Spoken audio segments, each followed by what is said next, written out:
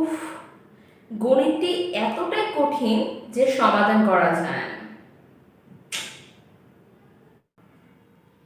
কি ভাবছেন আপনারা? সূচনা আপু হঠাৎ করে ইংলিশ গ্রামাটিক্যাল কেয়ার চ্যানেলের ম্যাথ শেখানো শুরু করেছে? না, তা না। আপনাদেরকে ইংলিশ শেখানোর জন্যই আজকের এই ভিডিওটি। আজকের ভিডিওটিতে আমরা টু টু দিয়ে সেন্টেন্স ক্রিয়েট করা শেখাবো। আমরা বাংলাতে অনেক সময় বলে থাকি, এই কাজটা এতটাই কঠিন যে আমি করতে পারতেছি না। এই টাইপের কথা কিন্তু আমরা খুবই বলতে অভ্যস্ত, বাট এই কথাগুলো আমরা আজকে থেকে বাংলায় না বলে ইংলিশে বলা শিখে নিব। সো এই স্ট্রাকচার শেখানোর পর আপনারা এই কথাগুলো আর বাংলায় বলবেন না, ইংলিশে বলার চেষ্টা করবেন। সো চলুন আমরা স্ট্রাকচারগুলো দেখে নিই। টু টু অর্থ এতটাই, এটার জন্য দুটি স্ট্রাকচার রয়েছে। আজকের ভিডিওটিতে আমি দুটি স্ট্রাকচার নিয়ে আলোচনা করব। Structure 1, subject plus verb plus two plus adjective or adverb plus two plus ভার্বের বেস ফ্রম প্লাস এক্সটেনশন। সবাই একটু খেয়াল রাখবেন, শুরুতে যে টুটা বসবে সেই টি এর সাথে কিন্তু ডাবল ও হবে, কিন্তু এরপরে যে টুটা সেটার সাথে একটি মাত্র ও হবে।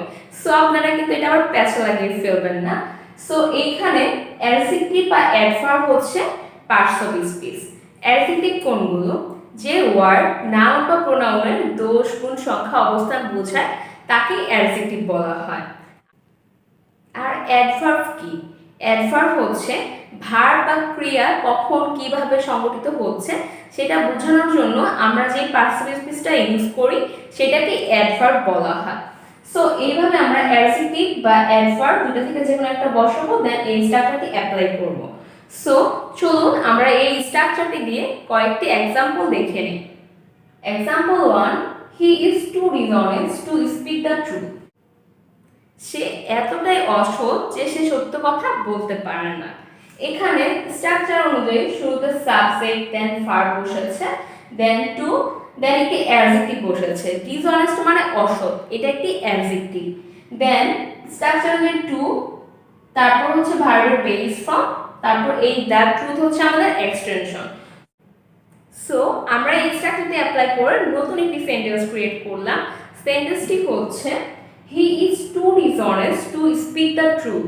সে এতটাই অসৎ যে সে সত্য কথা বলতে পারে না।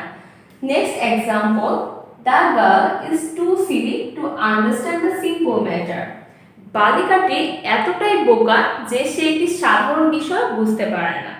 এখানেও সেম ভাবে দ্য গার্ল হচ্ছে আমাদের সাবজেক্ট, দেন ইজ হচ্ছে ভার্ব, দেন স্ট্রাকচার হচ্ছে টু, দেন একটি অ্যাডজেক্টিভ বসিয়েছি। অ্যাডজেক্টিভ হচ্ছে সিলি, সিলি মানে বোকা, এটা একটি অ্যাডজেক্টিভ ফর্ম। দেন টু, তারপর ভার্ব বেস ফর্ম আন্ডারস্ট্যান্ড, তারপর এখানে দ্য সিম্পল ম্যাটার হচ্ছে আমাদের এক্সটেনশন। সো অর্থ হচ্ছে the girl is too silly to understand the simple matter. বালিকাটি এতটাই বোকা যে সাধারণ বিষয়টি বুঝতে পারে না। এটা আমরা ফার্স্ট স্ট্রাকচারটি অ্যাপ্লাই করে ক্রিয়েট করেছি। Next example, this math is too difficult to solve. এই গণিতটা এতটাই কঠিন বা এতটাই জটিল যে এটা সমাধান করা যায় না। সো এইভাবে আমরা ফার্স্ট স্ট্রাকচারটি অ্যাপ্লাই করে অনেকগুলো সেন্টেন্স ক্রিয়েট করতে পারবো। Structure 2, subject plus verb plus two plus adjective or adverb. এতটুকু প্রায় ফার্স্ট স্ট্রাকচারের মতোই। এরপরে এই স্ট্রাকচারের ডিফারেন্স স্টার্ট হয়েছে। এরপরে একটি ফর বসবে, এই ফরের পরে পার্সোনাল অবজেক্ট। আমাদেরকে যেই সাবজেক্টটাকে ইন্ডিকেট করা হবে সেই সাবজেক্টের অবজেক্টিভ ফর্মটা আমরা বসাবো। এরপরে টু প্লাস ভার্বের বেস ফর্ম প্লাস এক্সটেনশন। এতটুকু পুরো ফার্স্ট স্ট্রাকচারের মতোই, জাস্ট খালি অ্যাডজেক্টিভ বা অ্যাডভার্বের পরে একটি ফর প্লাস পার্সোনাল অবজেক্ট বসবে। সো এই স্ট্রাকচারটি ভালোভাবে বোঝার জন্য চলুন দুটি এক্সাম্পল দেখে নিই। Example 1, the load is too heavy for him to carry. এই লোডটা এতটাই ভারী যে সে বহন করতে পারছে না। এখানে দ্য লোড হচ্ছে আমাদের সাবজেক্ট, ইজ হচ্ছে ভার্ব, আর স্ট্রাকচার অনুযায়ী টু, দেন হেভি হচ্ছে অ্যাডজেক্টিভ, তারপরে এই স্ট্রাকচার অনুযায়ী ফর বসেছে, তারপর পার্সোনাল অবজেক্ট হিম বসেছে। হি এর অবজেক্টিভ ফর্ম হচ্ছে হিম, দেন স্ট্রাকচার অনুযায়ী টু প্লাস ভার্বের বেস ফর্ম বসেছে। সো এই স্ট্রাকচারটি অ্যাপ্লাই করে নতুন একটি সেন্টেন্স ক্রিয়েট করা হলো। Next example, the problem was too hard for them to solve. এই সমস্যাটা তাদের জন্য এতটাই কঠিন যে তারা সমাধান করতে পারতেছে না। সো এই টাইপের সেন্টেন্স কমপ্লিট করার জন্য বা নতুন সেন্টেন্স ক্রিয়েট করার জন্য আমরা সেকেন্ড স্ট্রাকচারের হেল্প নিব।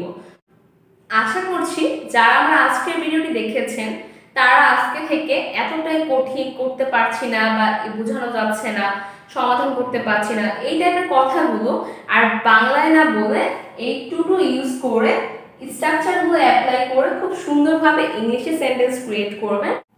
আপনারা যদি ভালোভাবে ইংলিশ শিখতে চান এবং ইংলিশে স্পিকিংয়ের জন্য এক্সপার্ট হতে চান তাহলে ফার্স্ট অফ অল আপনাকে ইংলিশে স্পিকিং করার প্র্যাকটিস করতে হবে, because practice makes a man perfect. আপনি যদি প্র্যাকটিস না করে মনে করেন আপনি এমনিতেই পারবেন, বা আপনার যদি মনে হয় না আমি পারবো না, আমাকে দিয়ে সম্ভব না, এটা কিন্তু ভুল ধারণা। আপনি চাইলেই করতে পারবেন, মানুষ পারে না এমন কিছু নেই। সো আপনাকে কিছু করতে হলে ফার্স্ট অফ অল আপনাকে অ্যাক্টিভ হতে হবে। যে কাজটা করতে চান সেটা করার জন্য আপনাকে ট্রাই করতে হবে হার্ড অ্যান্ড সোল। সো আজকে থেকে আপনারা ইংলিশে স্পিকিং করার প্র্যাকটিস করবেন। আশেপাশে যে বন্ধু বান্ধব রয়েছে তাদের সাথে ইংলিশে স্পিকিং করেন। শুরুতে দেখবেন একটু হেজিটেশন লাগবে, তারপর ধীরে ধীরে আপনার এই হেজিটেশনটা রিকভারি হয়ে যাবে।